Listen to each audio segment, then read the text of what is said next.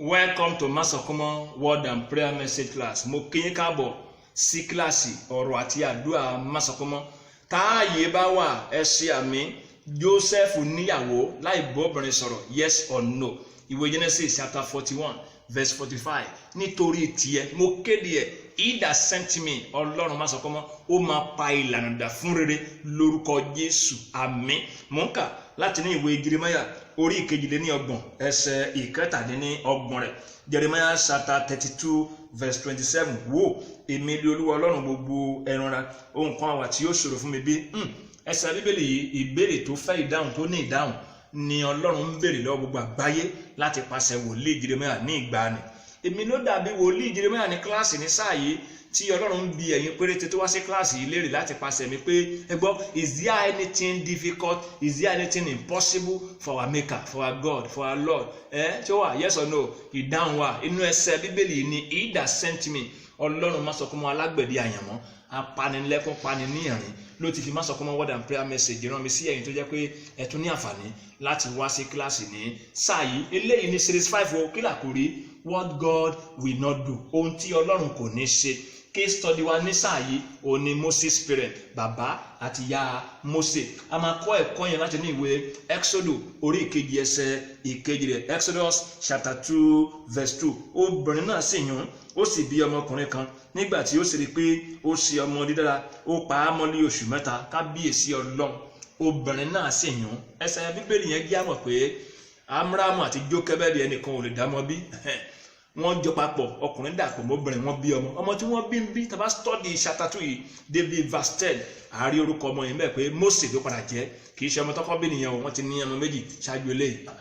Wọ́n rí n tó dá nípa ọmọ yìí, wọ́n pa ọmọ yìí mọ́ ní àsìkò tó léwu gan nítorí pé wọ́n rí nǹkan tó dá nípa ọmọ náà. Kábíyèsí Ọlọ́run. Ibi tá à ń lọ nìyẹn o.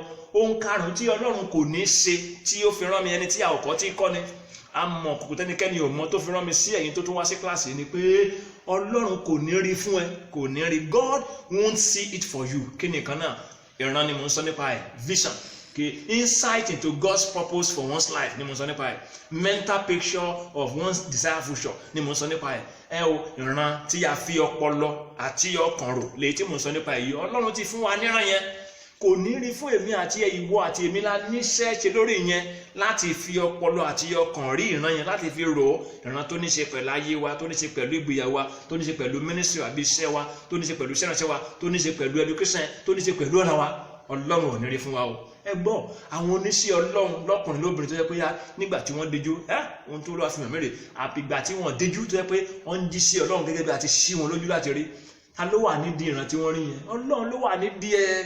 Òun ló fi jẹ́ pé èmi àti ẹ la wà nípa láti rí ìran yẹn torí pé ó ti fún wa ní ìran yẹn. English ìṣàmì sọ pé eyes that look are many but eyes that see are few.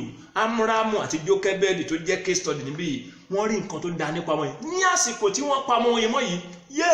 Àṣẹ ọba Fáráò jáde, ẹ gbà mí o, ìkúnlẹ̀ abiyamọ o, ẹ dákun ṣàánú mi o. Àwọn abiyamọ kan ni wọ́n ń sọ̀rọ̀ bẹ́ẹ̀. Àwọn tó ń pa ọmọ ògbọ́ tiwọn o, wọ́n ń fi ọmọ wọn ṣòfò lọ, wọ́n ń pa ọmọ wọn lábẹ́, wọ́n mú kọ́ ọmọ kúmùyà lójú, ìyàmọ̀ ẹwẹ́.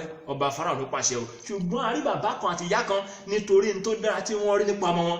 Eyes that look are many but eyes that see are few. Àwọn eléyìí pa ọmọ yìí mọ́ o. Ìwọ tí ò ń gbọ́ mi nísìnyí, ìbéèrè kan rẹ o tó wà ní kíláàsì. What are you seeing? Kí ló ń rí nípa yí ẹ? Marriage yẹ kí ló rí nípa ẹ̀? Education yẹ kí ló rí nípa ẹ̀? Project tó dáwọ́ lé yẹn kí ló rí nípa ẹ̀?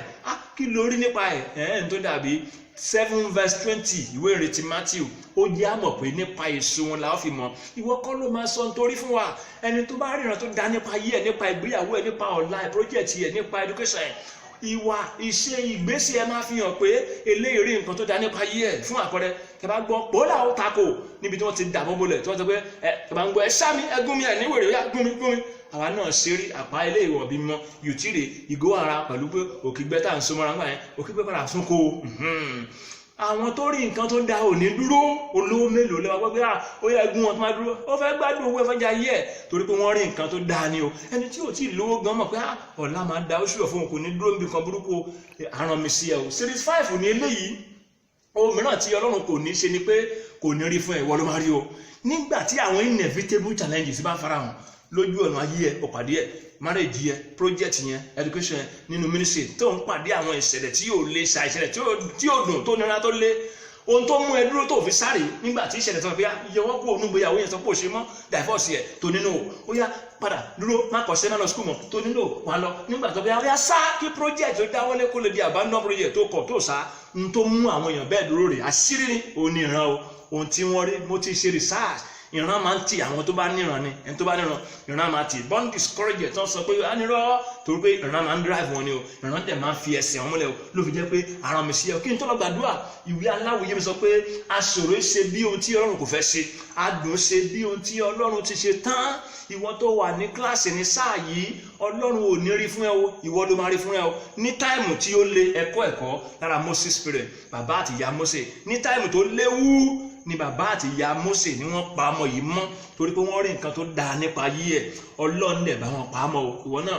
rí nǹkan tó dáa nípa ayé ẹ̀ o 65 nílé yìí o ohun mìíràn tí Ọlọ́run kò ní ṣe nìyẹn o what God will not do ni pé kò ní rí fún ẹ ìwọ ló máa rí fúnra ẹ kí nìkan náà ìran tó ní ṣe pẹ̀lú ayé ẹ ministry ẹ ẹbí ẹ iṣẹ́ ẹ education ọ̀la ẹ o mo jíṣẹ́ tí Ọlọ́run mi sí ẹ o jẹ́ n fílẹ̀ bẹ́ẹ̀ kí n lọ gbàdúrà nítorí àkótó mo yò táàyè bá wà ẹ sí àmì ìran tó gbọ́dọ̀ rí kí ayé ẹ kí ministry ẹ iṣẹ́ ẹ kí ẹbí ẹ marriage ẹ kí ètò Ọlọ́run kó lè ṣẹmọ náà kó lè débi tí Ọlọ́run fẹ́ mú dé mo kéde ẹ he that sent me Ọlọ́run máa sọ fún mi á sí ẹ níyèsí láti rí wọn lórúkọ Jésù ìkejì ohunkóhun tó máa ná ẹ láti san kí ìran rẹ gbogbo tó orí láyé lábẹ́ ọ̀run yìí kó lè wá sí ìmúṣẹ lórí ayé ẹ lórí ẹbí ẹ iṣẹ́ ìránṣẹ́ education lórí ministry ẹ mo kéde ẹ he that sent me Ọlọ́run máa sọ fún mi á fi wọ́n rọ̀ ẹ́ lọ́rùn lórúkọ Jésù finally àlá Joseph ṣẹ nítorí pé ó nígbàwọ́ yes or no capital yes ni o gbogbo ẹni tó ráyè sàmì ní kíláàsì yìí kí òrùn ọdún yìí kí òrùn oṣù yìí kí òrùn ọjọ́ òní tó wọ̀ onígbọ̀wọ́ àyànmọ́ onígbọ̀wọ́ àláre onígbọ̀wọ́ ìrànrí ẹ mo kéde ẹ lórúkọ Jésù ó yá ẹ lọ pàdé àmín bí Ọlọ́run bá bùkún fún wa nípa mẹ́sẹ̀gì yìí ẹ jẹ́ bùkún fún ẹlòmíràn ẹ share ẹ sọ fún ẹlòmíràn nípa ẹ wá lọ sí tẹlifíṣàn wa Masokuma TV lórí YouTube àwọn mẹ́sẹ̀gì kún bẹ́ẹ̀ ẹ subscribe God bless you sir God bless you ma ọ̀rọ̀ Ọlọ́run àti àdúrà la fi rán mi ò sí apostolic 64 mi ò rí oúntàn láyé tí ọ̀rọ̀ Ọlọ́run àti àdúrà máa ṣe tiẹ̀ tí kò sí nínú èmi àti ẹ̀yin láíláí kò sí inú ẹ̀ làwà ní kó mẹ́ mo gbé Ọlọ́run ga o 23 years teaching and praying ministry ògo fún Ọlọ́run tí ó rán mi níṣẹ́ he that sent me Ọlọ́run Masokuma Ọlọ́run 17 18 19 BA Ọlọ́run tọ́lá ní orúkọ mi tí ayé mọ̀ sí Masokuma láti orí òkè Masokuma Ògìjó tàbí Christ Matthias Bible College and Seminary Ògìjó admission ti bẹ̀rẹ̀ o ẹ̀rọ ìbánisọ̀rọ̀ mi ò yí padà o 0805 605 5062 tàbí 0803 274 6913 Jésù Ọlọ́run Masokuma ààyè ló wà.